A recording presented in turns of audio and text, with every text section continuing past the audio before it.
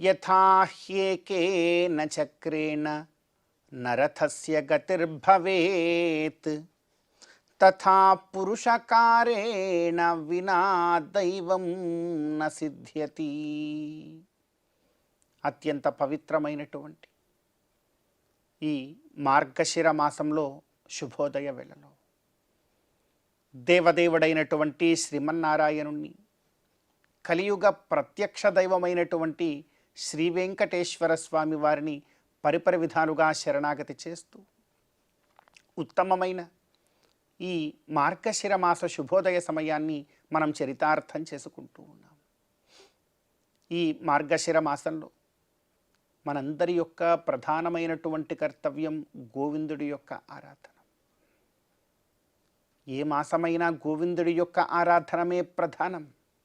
ఇందులోనూ కూడా మాసానాం మార్గశీర్షోహం అని భగవద్వచనము ద్వారా ఈ మాసమునకు ఒక ఔన్నత్యము ఏర్పడినది. అటువంటి ఔన్నత్య కాలము గనక ఈ కాలంలో భగవంతుణ్ణి ఎంతగా మనం ఆరాధించగలమో అంత గొప్పదైనటువంటి మహాభాగ్య రూపమైనటువంటి ఫలాన్ని మరి మనమందరం కూడా పొందగలుగుతాం. ఆ ప్రయత్నం చేస్తూ మన యొక్క ప్రయత్నాన్ని కూడా, అంటే పురుష ప్రయత్నాన్ని కూడా ప్రతి కార్యంలో మనం ఆచరించాలి. చాలామంది లోకంలో ఉంటారు, రెండు రకాలైనటువంటి జనాలు. కొంతమంది ఏమో ప్రతిదీ భగవంతుడి మీద విడిచిపెట్టేస్తారు, గొమ్మన కూర్చుంటారు, ఏమీ చేయరు. కొంతమంది ఏమో వారే స్వయంగా అన్నీ చేస్తారు, మాకు భగవంతుడితో ఏమీ సంబంధం లేదండి అని అంటారు. వీరు ఫలాన్ని పొందలేరు, అటు వారు ఫలాన్ని పొందలేరు. మరి ఫలాన్ని పొందగలిగే వారెవరు అని అంటే ఇంకొక రకం వారు ఉన్నారు. వారు మానవ ప్రయత్నము చేస్తారు, భగవద్ అనుగ్రహాన్ని నమ్మి భగవత్ కైంకర్య రూపంగా మానవ ప్రయత్నాన్ని చేస్తూ ఉంటారు. వీరు ఉత్తములుగా ఉండగలుగుతారు. నేను ప్రయత్నమే చెయ్యనండి, బద్ధకంగా కూర్చుంటాను, అన్నీ దేవుడు చూసుకుంటాలే అనుకునేవాడు తన యొక్క సంకల్పాన్ని సిద్ధి పొందలేడు. నేనే చేస్తాను, నాకెవరు అవసరం లేదు అనుకునేవాడు సిద్ధి పొందలేడు. అందుకే చెప్తూ ఉన్నారండి, యథా హ్యేకేన చక్రేణ న రథస్య గతిర్భవేత్. ఒక చక్రంతో రథం ఎప్పుడూ కూడా నడవదయ్యా. ఒక చక్రము పురుష ప్రయత్నమైతే మరొక చక్రము భగవద్ అనుగ్రహం. కేవలం భగవద్ అనుగ్రహం మాత్రమే కావాలి అనుకున్నా ఏకచక్రంతో రథం నడవదు. కేవలము నా ప్రయత్నమే చాలు, నాకు ఎవరి అనుగ్రహము కూడా అవసరం లేదు అనుకున్నా ఒక చక్రంతో రథం నడవదు. మరి రథము నడవాలి అంటే రెండు చక్రాలు కావాలి. అది పురుష ప్రయత్నము, ధర్మాచరణము, రెండవది భగవద్ అనుగ్రహము. అందుకే అన్నారు, యథా హ్యేకేన చక్రేణ న రథస్య గతిర్భవేత్ తథా పురుషకారేణ వినా దైవం న సిద్ధ్యతి. కాబట్టి గాలిలో దీపం పెట్టేసి దేవుడా చూసుకో అంటే ఎలా కుదురుతుంది? దానికి మనమే ఒక ఆచ్ఛాదన ఏర్పాటు చేయాలి కదా. కనుక మనమందరం కూడా మనకు మన శాస్త్రములు చెబుతున్నటువంటి ధర్మాన్ని మనమందరం కూడా పరిపూర్ణంగా అర్థం చేసుకొని, మనది కర్మ సిద్ధాంతం, కర్మ సిద్ధాంతంతో మనం ముందుకు వెళుతూ భగవద్ అనుగ్రహాన్ని కూడా దానికి మనం జోడించుకొని ముందుకు వెళ్ళే ప్రయత్నం చేయాలి. మనం అన్నీ తప్పులు చేసేసి మనం ఎలా పడితే అలా ఉండేసి దేవుడా కాపాడేసేయి అంటే మనల్ని భగవంతుడు కాపాడాడు. భగవంతుడి యొక్క అనుగ్రహంతో పాటు మనం కర్మ సిద్ధాంతాన్ని నమ్మి సత్కర్మాచరణ కూడా అవసరము. ఇది మనకు వేదం, ఇతిహాస పురాణములన్నీ కూడా చెబుతూ ఉండేటువంటి సిద్ధాంతం. కనుక మన యొక్క ధర్మాచరణ, అదేవిధంగా భగవత్ కైంకర్యము, భగవద్ అనుగ్రహాన్ని కూడా రెండింటినీ మనం పొందే ప్రయత్నం చేస్తూ సమపాళ్లలో ఈ జన్మ అనేటువంటి రథమును ఈ 2 చక్రాలతో జాగ్రత్తగా ముక్తి వైపుకు మనమందరం కూడా తీసుకుని వెళ్ళే ప్రయత్నం చేస్తూ ఈనాటి తిథివార నక్షత్రాలలో ఉండేటువంటి తత్వాన్ని కాస్త మన జీవితానికి అన్వయించుకునే ప్రయత్నం చేద్దాం. ఈ రోజున డిసెంబర్ 6వ తేదీ, మార్గశిర మాస కృష్ణపక్ష విదియ తిథి. ఈ రోజున విదియ తిథికి అధిదేవుడు బ్రహ్మదేవుడు. ఈరోజు సరస్వతీ బ్రహ్మదేవుల యొక్క ఆరాధనం చక్కనైనటువంటి విద్యా ప్రపత్తులను మనకు అందజేస్తుంది. అదేవిధంగా ఈరోజు నక్షత్రం మృగశిర నక్షత్రం. ఈరోజు చంద్రుడి యొక్క ఆరాధనం చక్కనైనటువంటి మనశ్శాంతిని మనకు కలుగజేస్తుంది. అదేవిధంగా ఈ రోజున వారం శనివారం, కలియుగ ప్రత్యక్ష దైవమైనటువంటి శ్రీ వెంకటేశ్వర స్వామి వారి యొక్క ఆరాధనం ముక్తిప్రదం కాగలదు మనందరికీ కూడా. కనుక ఈ తిథివార నక్షత్రాలలో ఉండేటువంటి తత్వాన్ని మన జీవితానికి అన్వయించుకొని గోవిందుడి యొక్క అనుగ్రహంతో ఈ మార్గశిర మాస శుభోదయ సమయాన్ని మనం చరితార్థం చేసుకుందాం.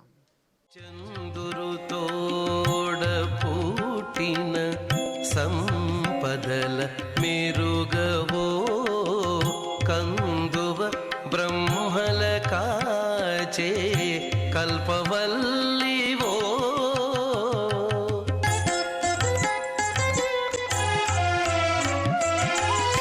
అందిన గోవిందునికి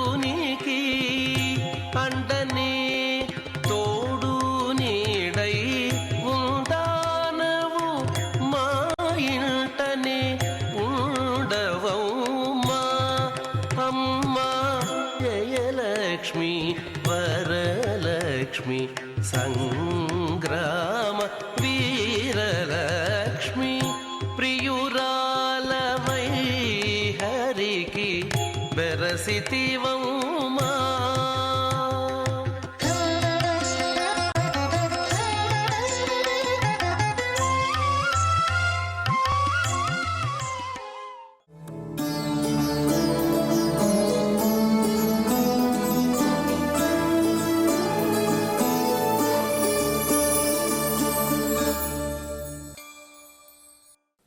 సమస్తజననీం వందే చైతన్యస్తన్యదాయినీం శ్రేయసీం శ్రీనివాసస్య కరుణామివ రూపిణీం.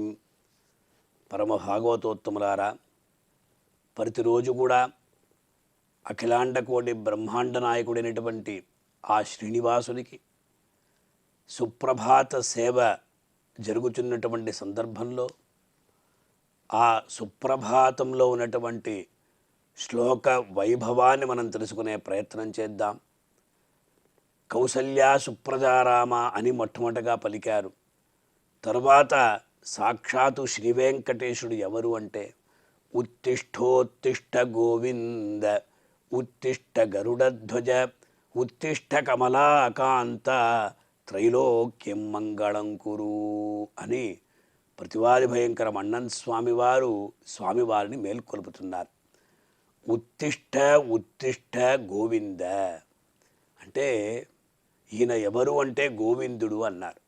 గోవిందుడు ఎవరు అంటే గాహ విందతీతి గోవింద, గోవులను రక్షించువాడు గోవిందుడు. వెంకటేశ్వర స్వామి ఎలా గోవులను రక్షించాడు అంటే ఆ కృష్ణావతారాన్ని ఇక్కడ విశేషంగా స్వీకరిస్తున్నారు. ఎందుకంటే ఆ శ్రీకృష్ణుడే ఈనాడు తిరుమలలో శ్రీనివాసుడుగా వేంచేసి ఉన్నారు అని ఆళ్వార్లంతా కూడా కుండ్రమేంది కుడిర్ మழை காத்தவன் அன்று ஞானமணந்தபிரான் పరన్ సెండ్రుసేర్ తిరువేంగడమామలై ఒండ్రుమేతుడ నంబినయోయిమే అన్నారండి. అంచేత ఆ సాక్షాత్ కృష్ణ పరమాత్మ ఈనాడు మనకు వెంకటాద్రి కృష్ణుడుగా వేంచేసి అందరినీ కూడా అనుగ్రహిస్తూ ఉన్నాడు అని చెప్పిన విధంగా ఆ గోవిందుణ్ణి మేల్కొల్పుతున్నారు. గోవిందుడు అంటేనే భగవంతుడికి చాలా సంతోషపడ. ఏమిటండి, ఆ భగవంతుడికి ఎన్నో నామాలు ఉన్నాయి. అంటే అనేక వేల నామాలు ఉన్నాయి. కేశవాయ నమః, నారాయణాయ నమః, మాధవ, ఎన్ని నామాలున్నా కూడా ఆ గోవింద నామోచ్చారణంతో భగవంతుడు కూడా పులకితుడవుతాట. కారణం ఏమిటి అంటే పారతంత్ర్యం. అంటే పరతంత్రులుగా ఉన్నటువంటి వాళ్ళని చూస్తే భగవంతుడికి ఒక దయ కలుగుతుందట. ఆవు దూడ, ఆ దూడ అనేది ఆవును ఆశ్రయించి ఉంటుంది. అందువల్ల ఆ దూడయందు ఆవుకి కూడా అమితమైనటువంటి వాత్సల్యం ఉంటుంది. అదే ప్రకారంగా జీవులం మనమందరం కూడా భగవంతునికి చెందినటువంటి వాళ్ళం, మనమందరం కూడా భగవంతునికి పుత్రులమన్నమాట. అంచేత మన యందు భగవంతుడికి ఒక విధమైనటువంటి ప్రేమ భావన ఉంటుంది కనుక ఆ గోవింద అంటే ఆనాడు ఆ ఆవులంతా కూడా మేపుకుని వెళుతూ ఉన్నటువంటి సందర్భంలో దూడలంతా కూడా చూస్తూ ఉంటాయి కనుక శ్రీకృష్ణుడికి ఆవు పైన కన్నా కూడా దూడల యందు అమితమైనటువంటి ఒక ప్రేమ ఉంటుంది, ఆయనకు ఉన్నదట. అందువల్ల వాత్సల్యాన్ని కలిగి ఉన్నాడు, అది పరతంత్రులు కనుక. ఈ ప్రకారంగా గోవిందనామోచ్చారణం అనేది వాస్తవంగా చూస్తే ఎవరైతే గోవిందనామోచ్చారణం చేస్తుంటారో వాళ్ళ యొక్క తనువు మనస్సంతా కూడా పులకితమైపోతాయి.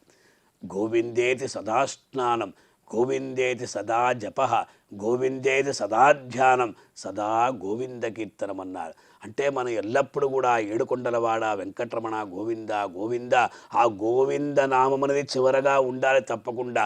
పుండరీకాక్ష గోవింద, పురాణ పురుష గోవింద, ఈ ప్రకారంగా ఆ నామంలో ఎన్ని నామాలున్నా కూడా ఆ గోవింద నామం అనేది అందరినీ కూడా పవిత్రం చేస్తుంది. ఆ భగవంతుని యొక్క అనుగ్రహాన్ని ఆ గోవిందనామం విశేషంగా కలిగింపజేస్తుంది అనే చెప్పిన విధంగా ఇక్కడ ఆ నమో బ్రహ్మణ్య దేవాయ గోబ్రాహ్మణ హితాయ చ జగద్ధితాయ కృష్ణాయ గోవిందాయ నమో నమః అని కూడా ఆ భగవంతుని మనం స్తోత్రం చేస్తూ ఉన్నాము. మొట్టమొదటగా స్వామి ఓ గోవింద వెంకటేశ ఉత్తిష్ట ఉత్తిష్ట, లెమ్ము లెమ్ము అని ఇక్కడ సుప్రభాతాన్ని పలుకుతున్నారు.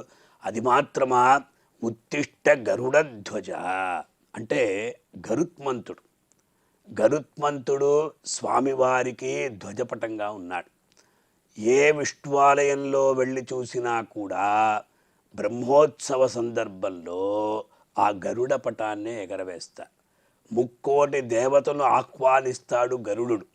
గరుడు సామాన్యుడా కాదు, వేదాత్మా విహగేశ్వర అన్నారు. సాక్షాత్ వేద స్వరూపుడు గరుడు. ఎందుకంటే గరుత్ అంటే గరుత్మాన్ అంటేనే మంచి బలిష్టమైనటువంటి రెక్కలు కలవాడు కనుక అతడు గరుత్మంతుడయ్యాడు. భగవంతుడు ఏరి కోరి అతను తీసుకుని వచ్చాడండి. ఇదే చాలా విశేషం. తనకు వాహనంగా ఉండమని కోరుకున్నాడు గరుత్మంతుడిని. అందువల్ల ఆ గరుత్మంతుడు ఎల్లప్పుడూ కూడా స్వామివారి యొక్క ఆ గర్భాలయం ఎదుట ఎల్లప్పుడూ అంజలిబద్ధుడే ఉంటాడు. గరుడమకిలవేద నీడాది రూఢం దుషత్పీడనోత్కంఠి రాకుంట వైకుంఠ పీఠి కథస్కందమీడే స్వనీడా గతిప్పీత రుద్రాసు కీర్తిస్తనాభోగ గాఢోపగూఢ స్ఫురత్కంఠకవ్రాత వేదవ్యథావేప మానద్విజిహ్వాది పాకల్ప విష్పార్య మానస్ఫటావాటిక రత్నరోచిశ్చటారాజి నీరాజితం కాంతి కల్లూరి నీరాజితం జయగరుడ సుపర్ణ అని వేదాంత దేశికుల వారు ఆ గరుడ దండకంలో గరుడిని స్తోత్రం చేశారు. అందువల్ల గరుడధ్వజ ఉత్తిష్ట కమలాకాంత, ఇది కూడా చాలా ముఖ్యం. ఆ కమల, ఆ ఇందిర, ఆ మహాలక్ష్మికి కాంతుడైనటువంటి ఓ శ్రీనివాస కమలాకాంత త్రైలోక్యం మంగళం కురు. ఈ ముల్లోకాలంతా కూడా నీవు మంగళకరంగా చెయ్యాలంటే భగవంతుడి యొక్క దివ్య కృపా కటాక్షములు అంతటా ప్రసరిస్తే అన్ని సమస్త మంగళములతో ఉంటాయి కనుక ఈ ప్రకారంగా అಣ್ಣన్ స్వామివారు ఆ శ్రీనివాస స్వామివారి యొక్క దివ్య పాదార విందములయందు ఈ సుప్రభాత స్తోత్రాన్ని సమర్పించారు. మనం కూడా ఈ శ్లోకాన్ని స్వామివారి ఎదుట విన్నవించి ఆ దేవదేవుని యొక్క దివ్య అనుగ్రహాన్ని పొంది తరిద్దాం. ఓం నమో వెంకటేశాయ. 16 పల్లెలతో బంగారు పతిమా చెదరని వేదముల చిగురు బోడి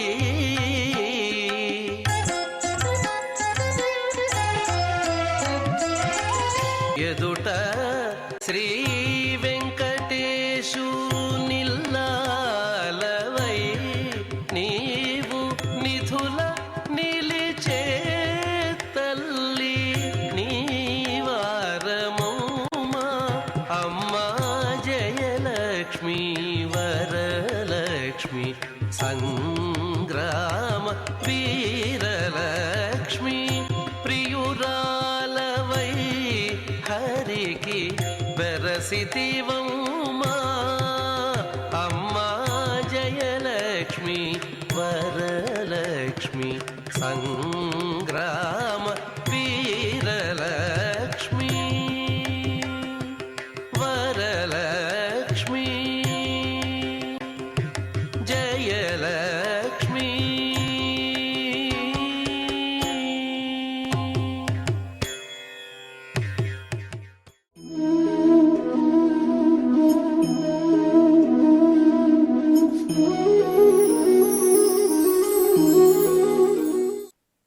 జీవుడు తన సాధనలో అప్రమత్తుడై భక్తియోగాన్ని కొనసాగించాలి.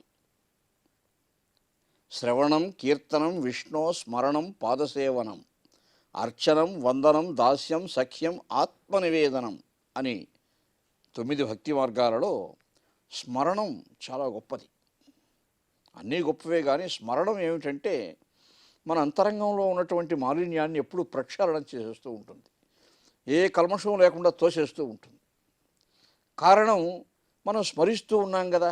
మన సంకల్ప బలము, మన ఆలోచన బలము, మన విచక్షణ అంతా కూడా పరమాత్మ యొక్క ఏ లీలనో స్మరించడం వల్ల తదున్ముఖమై ఉంది. కాబట్టి ఈ లౌకికమైనటువంటి అంశాలు ఇంకే మనసులో చేరే అవకాశం లేదు. అందుకనే ఆచార్య పురుషులు, మహాత్ములు ఏం చేశారంటే స్తోత్ర సాహిత్యంలో ప్రాతకాల స్తోత్రాలు అని ప్రత్యేకంగా రచించారు. బ్రాహ్మీ ముహూర్తంలో మనం నిద్రలేస్తూనే ఏమి స్మరించాలి, వారి వారి ఇష్టదైవాన్ని వాళ్ళు స్మరించుకోవచ్చు. పవిత్ర ప్రాతకాలంలో, ప్రభాత కాలంలో, ఆ ప్రశాంత సమయంలో నిద్ర లేచిన వెంటనే మనస్సు చైతన్యం వైపు ఉన్మేషించే అవకాశం ఉంది. కాబట్టి అందులో బ్రాహ్మీ ముహూర్తంలో ఆ కాలానికే ఒక పవిత్రత ఉంది, ఒక మహత్తర శక్తి ఉంది. పాచి పండ్లతో చదివితే, బాగా కంఠస్థం చేస్తే సరస్వతి అబ్బుతుందని పెద్దవాళ్ళు కూడా చెప్తూ ఉంటారు. అందుకని ప్రాతకాల స్తోత్రాలు ఏదో ఒకటి అలవర్చుకోవాలి. ప్రాతస్మరామి దదిఘోష వినీత నిద్రం, నిద్రావసాన రమణీయ ముఖారవిందం, హృద్యాన వద్య వపుషం నయనాభిరామం, ఉన్నిద్ర పద్మనయనం నవనీత చోరం. బాలకృష్ణుని ప్రాతకాలంలో స్మరించే అనుభూతి ఇది. అటువంటి గొప్ప శ్లోకం ఇది. బాలకృష్ణుడు యశోదాదేవి మందిరంలో, నందుని మందిరంలో ఉన్నప్పుడు చిన్న బాలుడుగా ఎప్పుడు నిద్రలేస్తాడు ఆయన? బ్రాహ్మీ ముహూర్తంలో నిద్రలేస్తాడు. ఎందుకంటే ఆ బృందావనంలో, నందగోకులంలో అందరూ యాదవులంతా కూడా అమ్మలు, తల్లులు ఆ బ్రాహ్మీ ముహూర్తం వేసి పెరుగు చిలుకుతూ ఉంటారు. ఆ చిలికే శబ్దం వస్తుంది. ఘోషాలయేషు దదిబంధన తీవ్ర ఘోషా. ఆ శబ్దానికి మేలుకుంటాట ఈ బాలకృష్ణుడు. ప్రాతఃకలామి దదిఘోష వినీత నిద్రం. కళ్ళు నురుంకుంటూ మేలుకుంటాడు ఆ పసిబిడ్డ. మేలుకున్నప్పుడు ఆయన స్వతసిద్ధంగానే మంచి అందగాడు కదా. ఆ ముఖం ఎంత ముచ్చటగా ఉంటుందో, ముగ్ధ ముఖార విందం అది. అంత ముగ్ధ మనోహరంగా ఉన్నాడు ఆ బిడ్డ. ప్రాతస్మరామి దదిఘోష వినీత నిద్రం, నిద్రావసాన రమణీయ ముఖారవిందం. నిద్ర పూర్తయిపోయింది, ఇంకా లేస్తూ ఉన్నాడు. అప్పుడు ఆ ముఖారవిందం యొక్క రమణీయత ఇంత అంత కాదు. ఆ అందచందాలు ఇంత అంతని ఎవడు వర్ణించలేడు. అటువంటి గొప్ప ముగ్ధ మనోహర మూర్తి బాలకృష్ణుడు లేస్తూ ఉంటే నవనీత చోరం. ఇంకా వెన్నలు దింగులు ప్రయత్నించే ప్రణాళిక వేసుకుంటాడు ఆయన. బాల్యం నుంచే దొంగ కదా ఆయన బాగా. అలాగా ఉన్నిద్ర పద్మనయనం. అప్పటి నుంచే చూపులు చాలా చురుగ్గా ఉంటాయి. ఆయన ఆలోచన చురుగ్గా ఉంటుంది నిద్ర లేస్తూనే. మనకంతా నిద్ర లేచిన తర్వాత మత్తుగా ఇంకా కొంతసేపు ఉంటాం మనం. ఆ మత్తు వదలడానికి కోసం ఆయన పరమాత్మ కాబట్టి, మహా చైతన్యమూర్తి కాబట్టి అలా నిద్రావసాన రమణీయ ముఖారవిందం నవనీత చోరం. వెన్నలు దొంగిలించే ప్రణాళికలు వేసుకుంటూ ఉన్నాడు. ఉన్నిద్ర పద్మాయనం నయనాభిరామం. ముఖారవిందము చూస్తూ ఉంటే ముచ్చటగా ఉంది.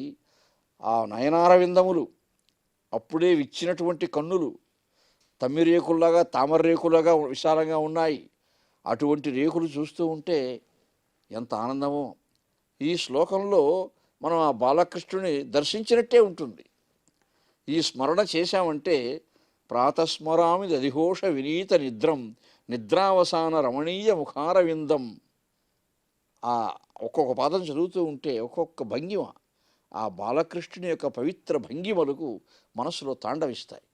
అలా మనం ప్రాతకాలంలో బ్రాహ్మీ ముహూర్తంలో అటువంటి అనుభూతితో నిద్ర లేచామనుకోండి, అదే అనుభూతి సాయంత్రం వరకు కూడా పరమాత్మ దయ వల్ల కొనసాగుతుంది.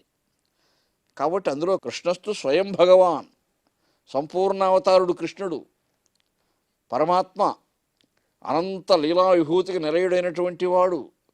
ఉరు సంసార పయోనిధి తరణంబులు, పాపపుంజ తరణంబులు, శ్రీకరణంబులు, ముక్తి సమాచరణంబులు, బాలకృష్ణ సంస్మరణంబులు అని పోతన గారు ముగ్ధమనోహరంగా వర్ణించాడు.